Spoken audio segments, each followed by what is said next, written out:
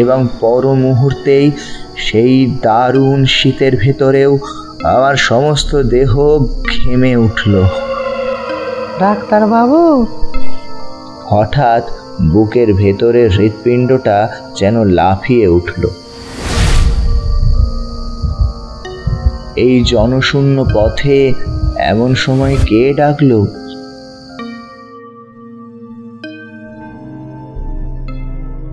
গল্পদূতের আজকের নিবেদন প্রেমেন্দ্র মিত্রের লেখা মাঝরাতের কল। গল্পটি আমরা নিয়েছি মহেশ পাবলিকেশন প্রকাশিত এবং লীলা মজুমদার সম্পাদিত ভয়ঙ্কর ভূতের গল্প বইটি থেকে। আজকের গল্প পাঠে রয়েছে মাধব, ভূতের চরিত্রে স্বরূপ। শুরু হচ্ছে মাঝরাতের কল।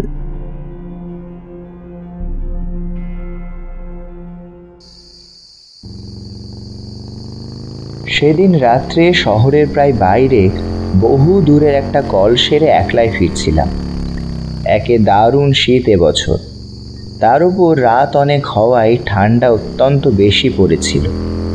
পুরু পুরু গোটাকত গরমের জামা থাকা সত্ত্বেও সব ভেদ করে মনে হচ্ছিল ঠান্ডা হাওয়া আমার পাঁজরার ভেতরে গিয়ে ঢুকছে। আসছিলাম আমার পুরনো মোটরে। এ মোটর আমি আজ 10 বছর ধরে একাই চালিয়ে ফিরছি, কিন্তু এখন মনে হচ্ছিল সঙ্গে একজন সোফার থাকলেই বুঝি ভালো হতো। এই দারুণ শীতে স্টিয়ারিং হুইল ধরে সমস্ত হাওয়ার ঝাপটা সহ্য করার চেয়ে কষ্ট আর কিছু নেই। আমাদের শহরটি অত্যন্ত ছড়ানো। বড় বড় কয়েকটি রাস্তাকে আশ্রয় করে চারিধারে অনেক দূর পর্যন্ত সে বিস্তৃত হয়ে আছে, কিন্তু জমাট বাঁধেনি। অনেক সময় এক প্রান্ত থেকে আরেক প্রান্তের মধ্যে শুধু একটি নির্জন রাস্তা ছাড়া আর কোনো যোগ নেই। যে রাস্তা দিয়ে আসছিলাম সেটি অত্যন্ত নির্জন। দুধারে মাঝে মাঝে হর্তুকি বা মহুয়া গাছ, আর রাস্তার দুধারে শুধু শূন্য অসমতল মাঠ। তার ভেতরে বাড়ি ঘর নেই বললেই চলে। কে বাড়ি করবে এই নির্জন জায়গায়? অন্ধকারে অবশ্য এসব কিছুই দেখা যাচ্ছিল না। আমার মোটরের মিটমিটে আলোয় সামনের পথের খানিকটা দেখা যাচ্ছিল মাত্র। যেতে যেতে মনে হচ্ছিল অন্ধকারের সমুদ্রই যেন আমার মোটরের আলোয় কেটে চলেছি কোনো রকমে। শীতের দারুণ কষ্ট পেলেও বেশ নিশ্চিন্ত মনেই চলেছিলাম। আমার কারটি পুরনো হলেও মজবুত, বেয়ারাপনা সে করে না। আধ ঘন্টার মধ্যে বাড়ি পৌঁছে গরম লেপের মধ্যে আরাম করে যে শুতে পাবো এ বিষয়ে কোনো সন্দেহ ছিল না। অন্ধকার রাস্তার নিস্তব্ধতার ওপর শব্দের ঢেউ তুলে আমার মোটর চলেছে দ্রুত গতিতে। নিজেকে যথাসম্ভব আবৃত রেখে ভেতরে বসে সমস্ত চিন্তা পরিত্যাগ করে আমি শুধু আমার গরম বিছানাটার আরামের কথাই ভাবছি।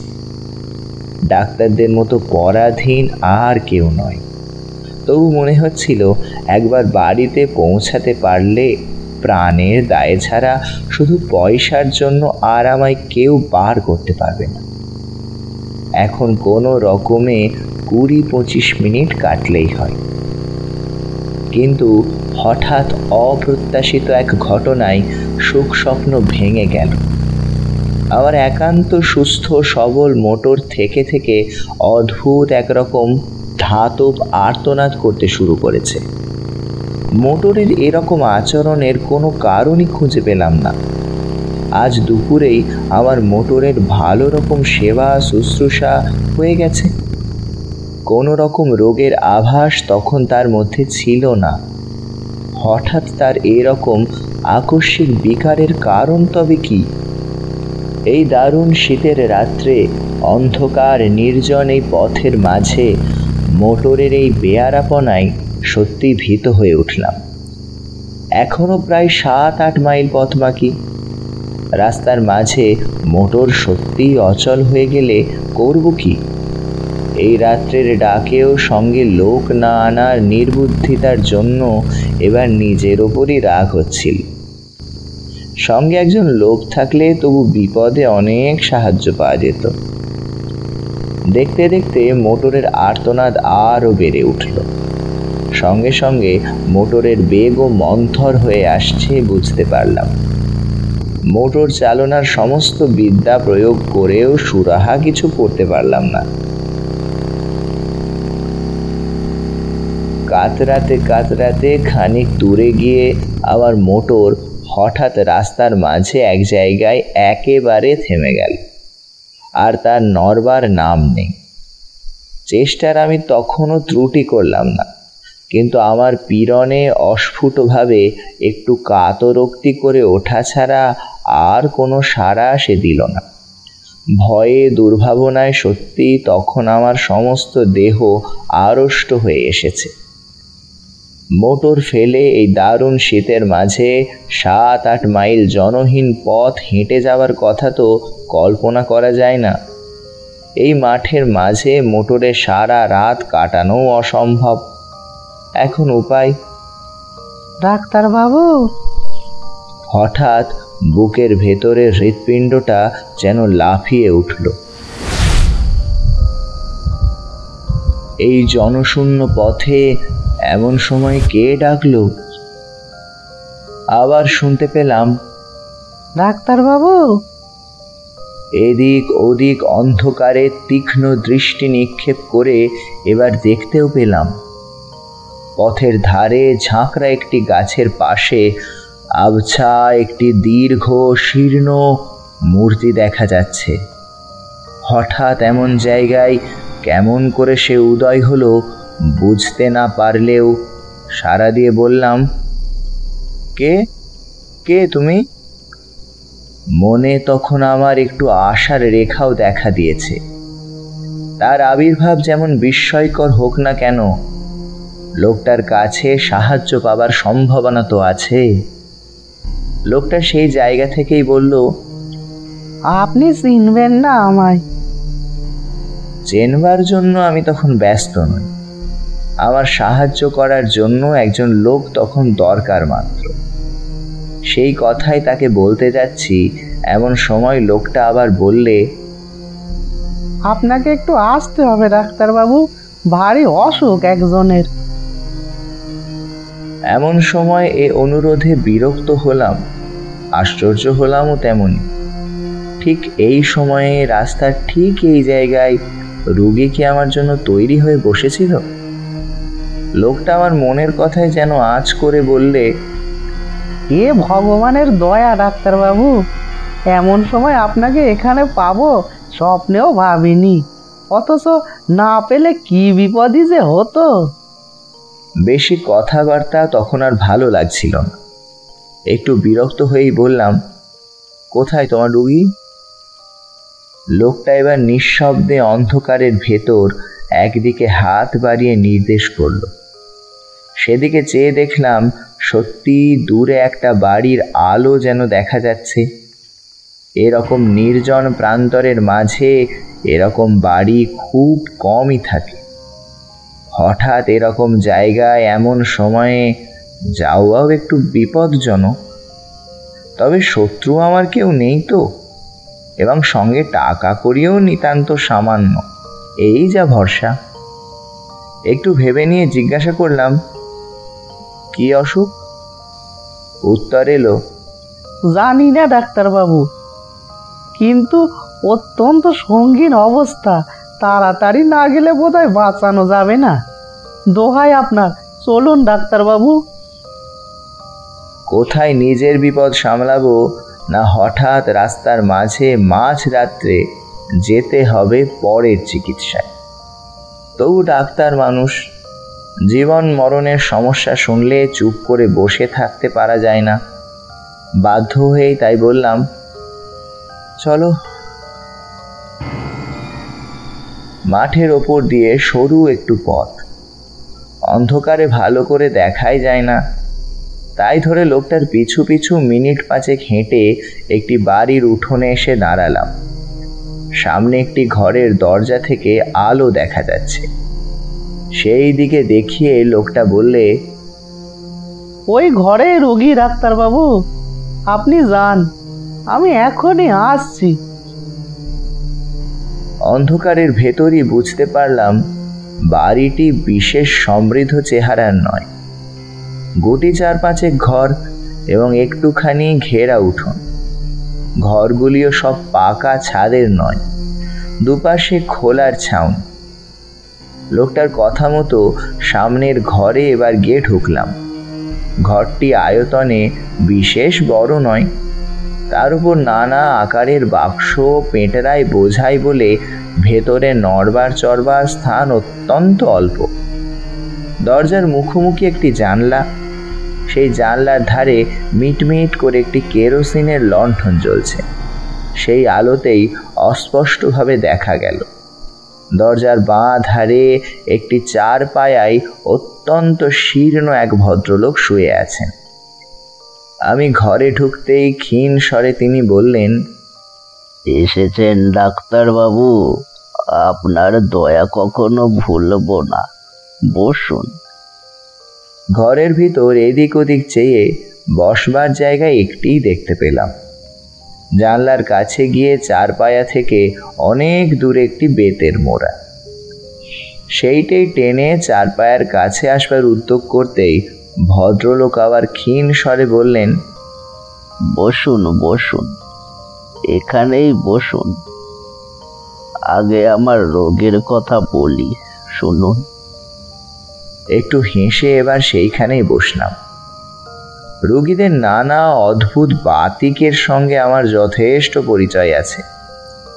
বুঝলাম খানিকক্ষণ ধরে নিজের রোগ সম্বন্ধে ভদ্রলোকের নানা মতামত এখন আমায় শুনতে হবে, না শুনলে নিস্তার নেই। ক্ষীণ স্বরে প্রথমেই তিনি আরম্ভ করলেন, আমার রোগ সারাতে আপনি পারবেন না ডাক্তারবাবু, বাঁচাতে পারবেন ডাক্তারবাবু? একটু হেসে বললাম, সেই চেষ্টা করাই তো আমাদের কাজ, আর বাঁচবেন নাই বা কেন?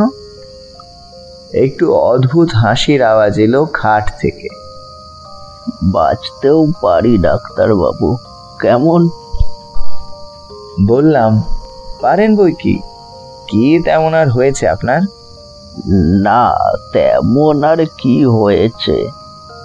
ভদ্রলোক আবার যেন হাসলেন, তারপর বললেন, ডাক্তারদের অনেক ক্ষমতা, কেমন না? কিন্তু ধরুন তাতেও যদি না বাঁচি, যদি আজ রাত্রেই মারা যায়। রোগীর এই অর্ধোন্মত্ত প্রলাপের উত্তরে কি যে বলবো কিছুই ভেবে পেলাম না। মনে মনে তখন এই বিলম্বে অস্থির হয়ে উঠেছি। রোগী আবার বললেন, যদি আপনি থাকতে থাকতেই মারা যায় ডাক্তারবাবু, তাহলে কে আপনার ফি দেবে? আচ্ছা, পাগল রোগীর পাল্লাই তো পড়া গেছে। বললাম, যদি নেহাতি তাই হয় তাহলে ফি নাই পেলাম, আমরা শুধু ফির জন্যই সবসময় আসি না। তা বটে, তা বটে।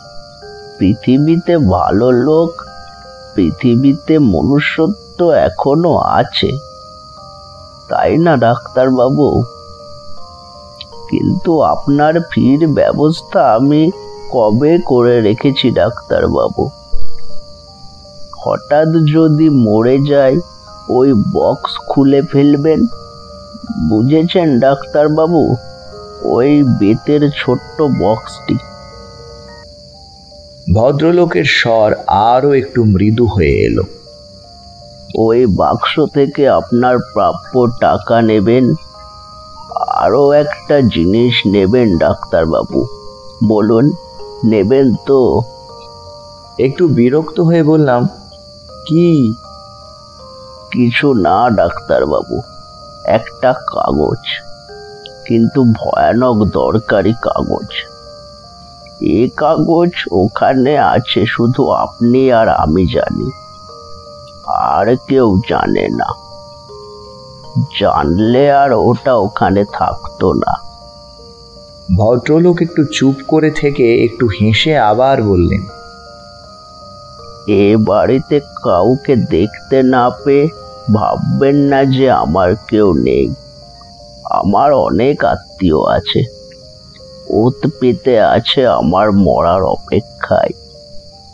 শুধু তাদের বিশ্বাস আজ আমি হয়তো মরব না। তাদের বিশ্বাস মরার আগে আমি আর কিছু করব না, তারাই সব পাবে।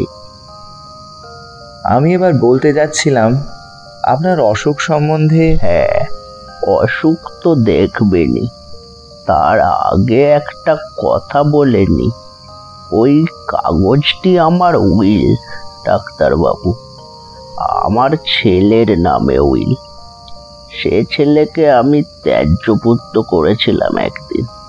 কোথায় আছে তাও জানি না, কিন্তু জানেনই তো, রক্ত জলের চেয়েও ঘন। আর বেশিক্ষণ অপেক্ষা করা যায় না। মোড়া থেকে উঠে পড়ে আমি বললাম, এইবার আমি দেখতে পারি? খাট থেকে আওয়াজ হলো, দেখুন। আমি খাটের কাছে এগিয়ে গিয়ে রোগীর নাড়ি দেখবার জন্য হাতটা তুলে ধরলাম, এবং পর মুহূর্তেই সেই দারুণ শীতের ভেতরেও আমার সমস্ত দেহ ঘেমে উঠল। সে হাত বরফের মতো ঠান্ডা। রোগী মৃত। শুধু মৃত হলে এতখানি আতঙ্কের বোধহয় কারণ হতো না, কিন্তু ব্যাপারটা যে আলাদা। ডাক্তারি শাস্ত্রে যদি কিছু সত্য থাকে, তাহলে এ রোগী এইমাত্র কখনোই মারা যায়নি। তার মৃত্যু হয়েছে অনেক আগে, কয়েক ঘন্টা আগে। সমস্ত দেহ তার কঠিন। উন্মাদের মতো আরো খানিকক্ষণ পরীক্ষা করলাম। না, ভুল আমার হতেই পারে না। কিন্তু তাহলে কি এ ব্যাপারের অর্থ?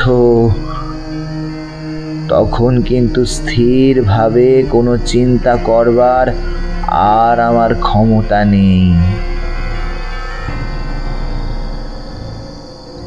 আতঙ্কে আমার বুকের স্পন্দন পর্যন্ত যেন থেমে আসছে। হঠাৎ জানলার কাছে বাতিটা দপ দপ করে নেচে উঠল। সেটা একবার নেড়ে দেখলাম, তাতে তেল এক ফোঁটা নেই। প্রান্তরের মাঝে নিস্তব্ধ নির্জন বাড়িতে এই ভয়ঙ্কর অবস্থায় আমি একা। এই বাতির আলোটুকুই যেন আমার একমাত্র সহায় ছিল। তাও নিভতে চলেছে দেখে আমি দ্রুত পদে ঘর থেকে বেরিয়ে পড়লাম। বুঝতে পারলাম পিছনে আলোটা আর কয়েকবার নেচে নিভে গেল। তখন আমি উঠান ছাড়িয়ে এসেছি প্রায়। কিভাবে তারপর অন্ধকার প্রান্তরের ভেতর দিয়ে ছুটতে ছুটতে এসে মোটরে উঠেছিলাম তা আমার মনে নেই। মোটর চালিয়ে শহরের মাঝ বরাবর আসবার পর আমার যেন স্বাভাবিক জ্ঞান ফিরে এলো। সবচেয়ে আশ্চর্য ব্যাপার মনে হলো মোটরের এই চলা।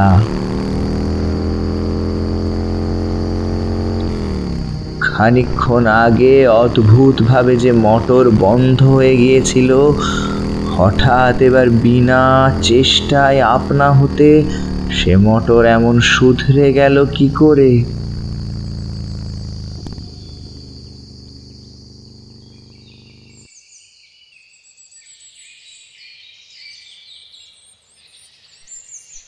তার পরদিন দিনের আলোকে লোক সঙ্গে করে নিয়ে সেই প্রান্তরের মাঝেকার বাড়ির নিঃসঙ্গ রোগীর শেষ ইচ্ছা পূরণ করবার ব্যবস্থা করেছিলাম। তার ছেলেই আজকাল সমস্ত বিষয়ের মালিক।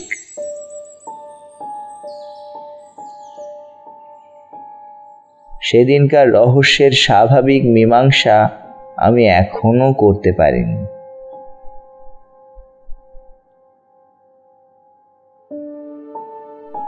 গল্পটি যদি আপনাদের ভালো লেগে থাকে তাহলে একটি লাইক এবং চ্যানেলটি সাবস্ক্রাইব করতে ভুলবেন না।